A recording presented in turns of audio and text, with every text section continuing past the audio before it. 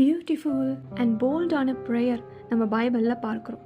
உமக்கு பிரியமானதை செய்ய எனக்கு போதித்திரளும்.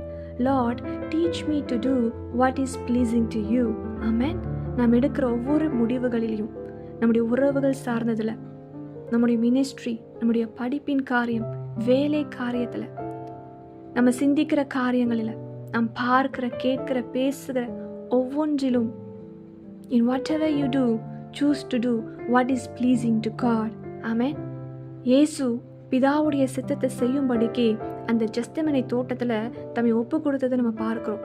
சிலுவையின் பாதையில் இயேசு போகும்போது அது கஷ்டமான பாதையாக இருந்தாலும் பிதாவுடைய சித்தத்திற்கு தம்மை முழுவதுமாக இயேசு விட்டு கொடுத்து பிதாவுக்கு பிரியமானதை செய்தார். நம்ம தேவனுடைய சித்தத்துக்கு விட்டு கொடுக்குறோன்னு சொன்னால் நம் தேவனுக்கு கீழ்ப்படுகிறோன்னு அர்த்தமா?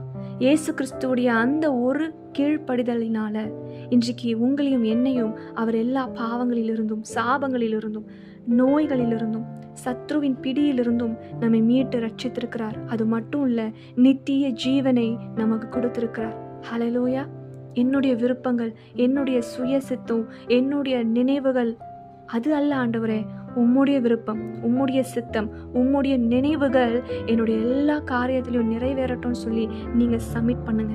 ஆமென். It could be painful. அது கஷ்டமாக இருக்கலாம்.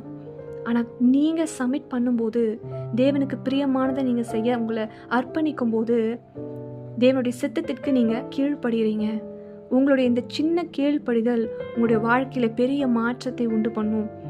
ஆமென். உங்களுடைய வாழ்க்கையில் பெரிய அற்புதங்களையும் பவர்ஃபுல்லான விஷயங்களை கர்த்தர் இது மூலமாய் செய்வார்.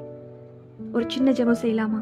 ஏசப்பா, எங்களுடைய எல்லாவற்றிலும் உமக்கு பிரியமானதை செய்யவும், உமக்கு சித்தம் ஆனபடி நாங்கள் நடக்கவும், ஆண்டவரே, எங்களுடைய வாழ்க்கையும் எங்களுடைய எல்லா காரியத்தையும் உம்முடைய கரத்தில் ஒப்புக் கொடுக்கிறோம். எங்களை ஆளுகை செய்யுங்க. எங்கள் கரத்தை பிடித்து நடத்துங்க. எங்கள் ஒவ்வொருவரையும் பலப்படுத்துங்க ஆண்டவரே. Strengthen us, O Lord, to do your will, to do what is pleasing to you. We pray in the name of Jesus. Amen. Praise God and God bless you.